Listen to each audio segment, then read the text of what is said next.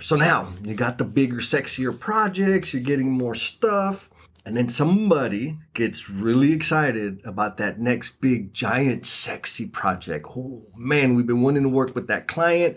If we work with that owner, we're going to get in the paper. We're going to get all kinds of run out of this. We need to take it. That client is so influential in the local community. We can't pass this up. Sound familiar? What ends up happening there, you oversell the capabilities of the organization. In simple terms, you just outsold your workforce. I've seen it happen. I'm not talking about you. I pinky promise.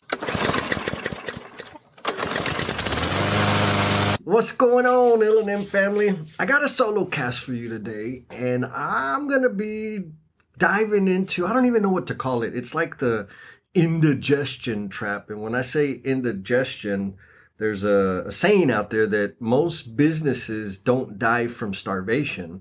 They die from indigestion. And I've been able to see this like play out over and over again. So I want to talk about like what that looks like. And I promise I am not talking about your business or your company. It is a dynamic that I've seen play out over and over and over again.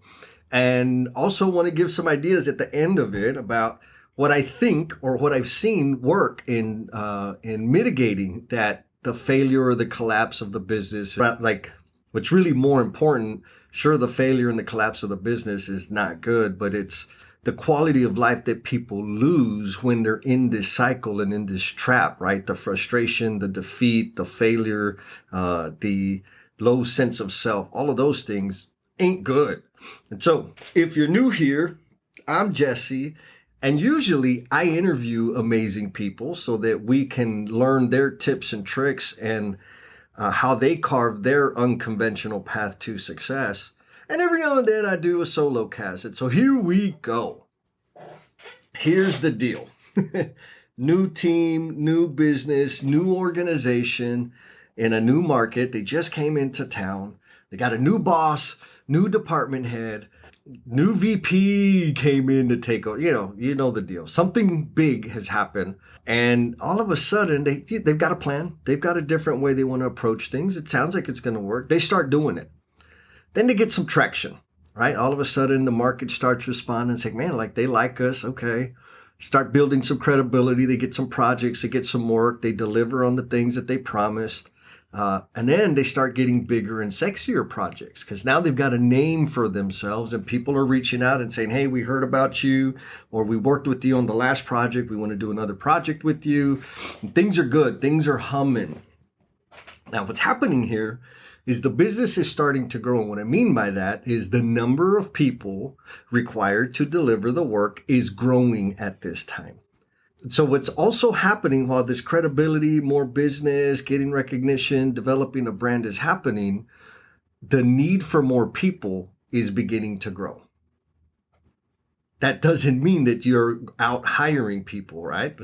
That is very different than actually growing the team. And we'll come back to that later. So now you got the bigger, sexier projects, you're getting more stuff. And then somebody gets really excited about that next big, giant, sexy project. Oh man, we've been wanting to work with that client. If we work with that owner, we're going to get in the paper. We're going to get all kinds of run out of this. We need to take it. That client is so influential in the local community. We can't pass this up. Sound familiar? What ends up happening there, you oversell the capabilities of the organization. In simple terms, you just outsold your workforce. I've seen it happen. I'm not talking about you. I pinky promise. So now you got all these other little jobs that you had and that you've been building and you've been hustling and delivering on, and you got the big sexy one. And of course, you're going to go get more business. And then, we need more people. So you start hiring more people, bringing new people, and you don't have the time to train and develop them because this work is on your back door. You got to go do the damn thing.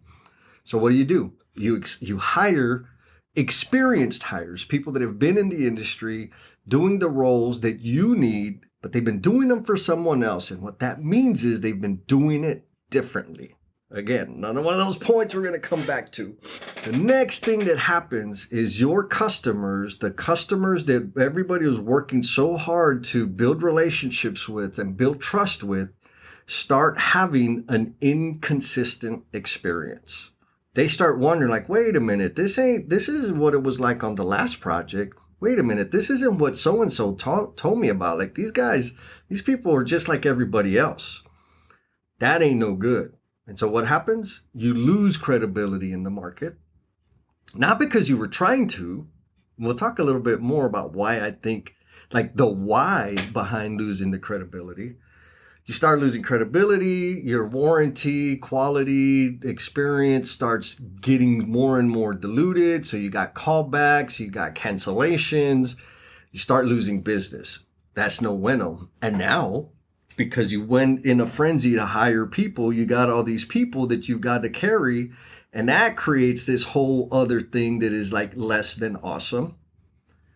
Then, somebody in the organization says, we just need to get back to basics because of all the dang demolition that they just did, the good credibility, the good name that was built. And then the cycle starts again. Now, I touched on a couple of things, right? One of the things I touched on that I think and have seen be huge in like avoiding this problem, and that's discipline. Discipline to what? The discipline to stay on plan. And so what I mean by that is one of the decision makers up there in the ivory tower, they have an annual goal. Everybody has an annual goal, X amount of revenue per year, X amount of backlog per year, because that's going to keep the business growing, thriving, and healthy. That's the point. And so let's just use $200 million as an example. If $200 million is the annual revenue target, and you've hit that target in Q3, you're ahead of plan. What most people do that contribute to this indigestion trap is they continue selling. Now, they may be strategic sales that are pushing out into Q4 or Q1 of next year or whatever. Like in that case, good, keep doing that. But often that's not the case. Often it's a favor or a little extra for this one client because we want to build rapport with the client so they give us that next project that they want to partner on. And there's all these like weird politic things that we start doing. Hit target $200 million, 210, 215, and then we take the big one. And so what's also happening is that $200 million revenue mark was growth, right? Hopefully there was some growth built into that, meaning you would be the business would have to deliver more in the new year or by the end of the new year. So there was already a stretch, an expectation of growth built into the goal, and then you exceed the goal or decisions are made that exceed that goal. However, what isn't happening or rarely happens is the systems and mechanisms to recruit, train, integrate people into the organization have not been adjusted appropriately, if they even exist. Because in a lot of cases, they don't. It's just hire people.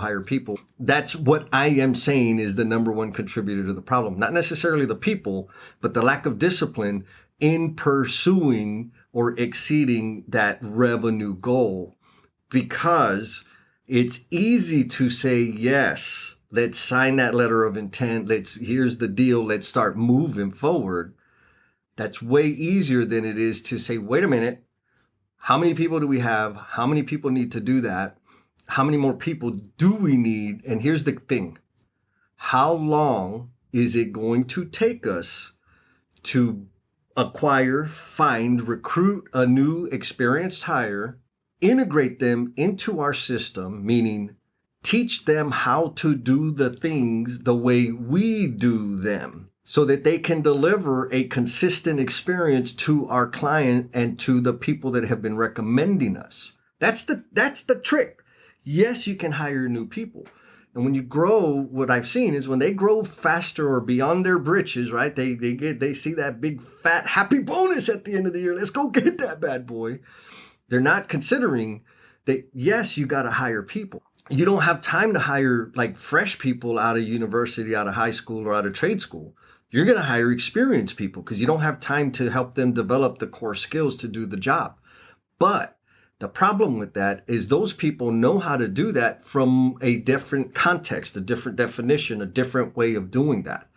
And so when they come into your organization, you're probably throwing them straight into the damn project, and they're going to do it the best way they know how, which may not necessarily be, and rather is almost not anywhere near what you want it to be or what the current standard is. That creates dissension, that creates distrust, the disconnect. There's a lot of disses that happen when this sort of thing occurs. So I'm gonna go back to the discipline thing. I got the fortune of working with an amazing forward-thinking leader who asked me, like, what do you think? What are the problems? I said, man, this is the thing I've seen all the time. We get a new business unit manager comes in. They got great. This is like my 6th business unit manager, by the way. Comes in, has a great idea, and they're going to change everything. They're going to make everything better. The BU hasn't been performing the way it was supposed to, and so that's why I'm here. I'm going to fix it. I'm going to make everybody perform. And then they come in and, mess things up, and 2 or 3 years later, they're gone. This one said he spent, like for real, he spent about 90 days, at least 90 days, investigating and understanding how we were doing business, how we were doing the stuff we were supposed to be doing, or more clearly, how we were delivering value to our internal customers and our external customers. And then he started saying, okay, what do we need to shore up and step on the gas on, and what are the gaps and how do we close those gaps? And so he and I had a conversation, and he asked me, he's like, why do you think this thing keeps happening? And I said, well, here's why. We get a new person in, we start doing pretty good, we oversell ourselves, and then we start doing bad, and then we start over again. It's pretty simple. That's what happens. And he's okay, well, what do you recommend? I said, well, if the annual goal is this, let's just hit that goal. Let's hit the goal, because we have to build our internal resources, our personnel, so that we can hit that goal again, right? Revenue is great. Earnings is a different question. If you're hitting $200 million in revenue and you got 1% earnings, you got problems. And so let's hit the goal and let's figure out how to take 1% earnings to 4% to 7% or whatever that is. That's a different ball game. That's a thriving business. So in my head, I was like, yeah, you're being nice and you're talking smack, but I'm going to give him the benefit of the doubt. Maybe he will be the one that makes the disciplined decision and doesn't oversell us. Guess what? He didn't oversell us. He stretched us, but there were some projects that we said no to because we weren't equipped to deliver on them. What we also did is we had some training that could have been better, or actually needed to be better, to bring people in and integrate them into our system. And so that was a much different experience. After year 1, it's like, okay, we got some stabilization. We're doing the thing. We had another conversation. And I said, well, it could be a fluke. How about we do it again before we elevate the target? He said, yeah, sounds cute, but we're going to elevate the target. Okay, whatever. Now, the whole point of that story is the discipline, right? The decision makers, yes, that big, sexy project with the crane that's going to have your name visible for hundreds of miles or hundreds of eyeballs, there's value in that. But if your whole organization or situation is not equipped to absorb that growth, because here's the other thing that happens. You get a contract, every contract you have, there's a set price for it, but there's scope gaps and there's change orders and there's expansions. So that's going to grow, most likely that is going to grow also. So now you've overshot your target by 20%, and the current work that you have is expanding by, let's say, 10%.